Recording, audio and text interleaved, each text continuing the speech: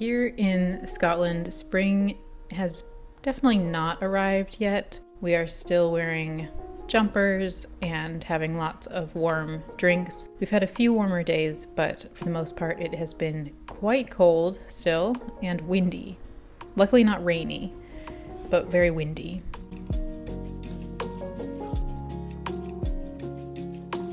We have been keeping very busy with home DIYs. It's consuming my mind at the moment, but I'm trying to find a better balance between that and other things. We moved into our 1890s Victorian era apartment about 5 months ago, and there's lots of things that I want to do, so just slowly chipping away at those projects.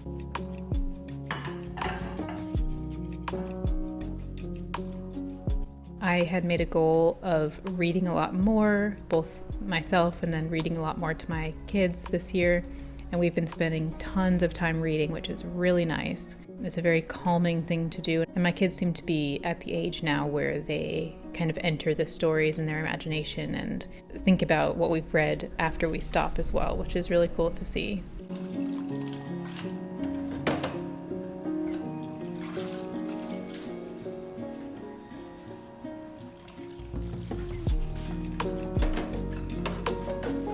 I have been starting some seeds, and I have been growing a few microgreens. I purchased these alfalfa seeds in the States probably 10 years ago. It's amazing that they still germinated, incredibly. Most of them germinated.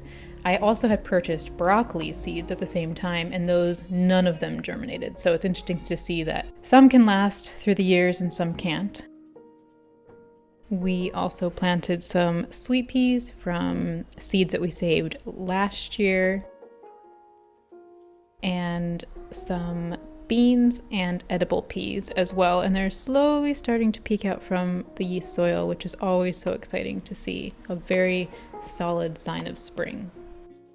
I am getting started a plantain oil today because soon I'm going to make a plantain salve. It's one of my favorite salves to have in the summertime because it helps with bug bites and it reduces itching, can help with healing scraped knees and minor wounds. So it's definitely a salve that I like to have on hand. To make it, you have to first infuse an oil with plantain. And so I am getting that started today. The process is super simple. You just fill a jar with your dried plantain and then cover it in an oil.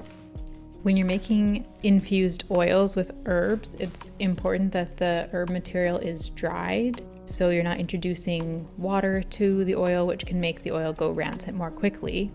And so if you have plantain growing on your property or if in your local parks, because it's, very widely available and most people consider it a weed, if you have it available fresh, you can pick the leaves and then let them air dry, or give them a wash and then let them air dry for however long it takes for them to be fully dried. Or if you have a dehydrator, you can use that, or you can put them in the oven at a very, very low temperature until they're totally dry. And then you can use those local leaves in your infused oil. It's just not the right time of year here for plantain, so I bought some online, which isn't ideal, but you can also do that, and I will leave a link to the one that I bought in the description below if you also need to buy yours online. I'm covering it with fractionated coconut oil because it's the oil that I have on hand, but you can use olive oil, sweet almond oil.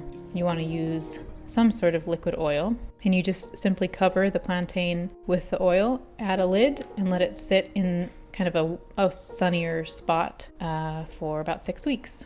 And then you can strain it off and use it in your salve. I'll definitely share how to make the salve once this oil is ready, but for now, I'm just making the infused oil.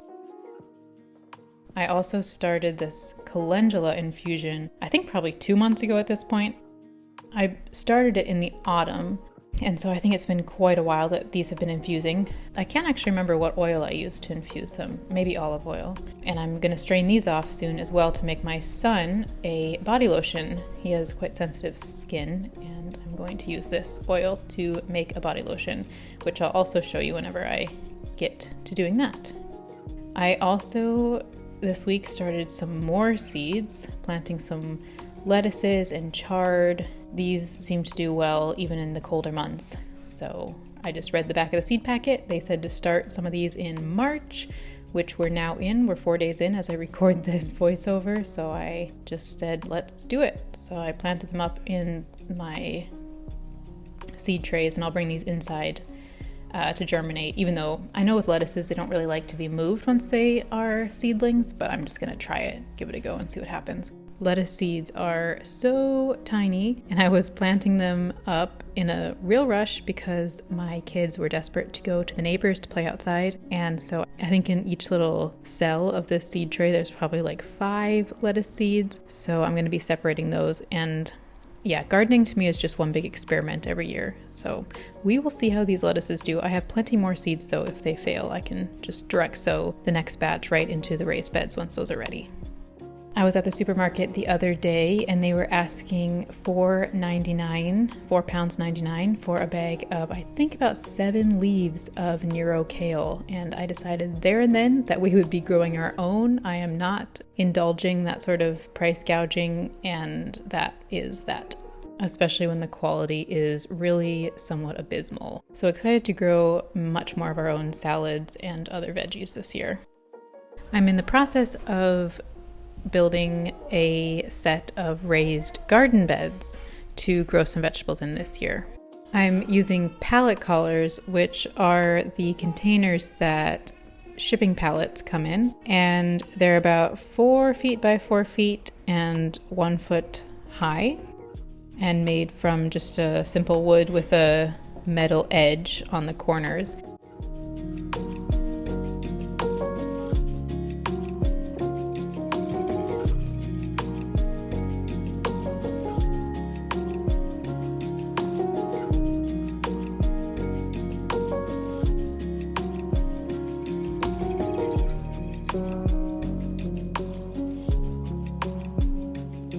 They come kind of pre-assembled, so you can just snap them open and they make a nice little raised bed.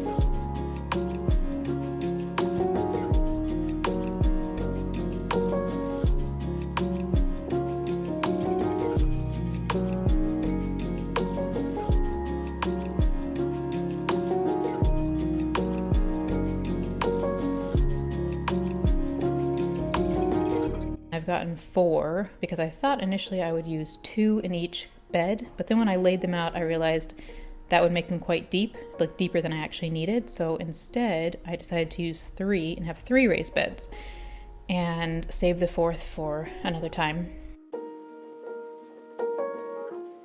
I'm planning to use 1 as an herb garden, 1 for lettuces and chards and other salads, and a whole bunch of things, beans and lots of food. I hope to grow lots and lots of food this year. That would be wonderful to be able to offset some of our grocery budget by growing some in our new raised beds. So as these develop, I'll share the process of that as well.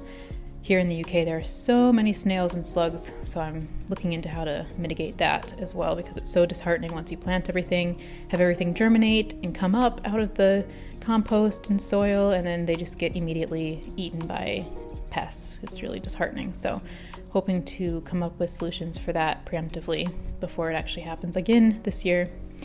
Anyway, that's a short overview of what we've been up to, and I hope to put out videos much more regularly now after having another break. And yeah, if you would like regular, simple tips on how to make tinctures and other herbal remedies, make sure to sign up for my newsletter. I send out 1 email a week with recipes and other tips. And as always, thank you for stopping by, and I'll speak to you in the next video.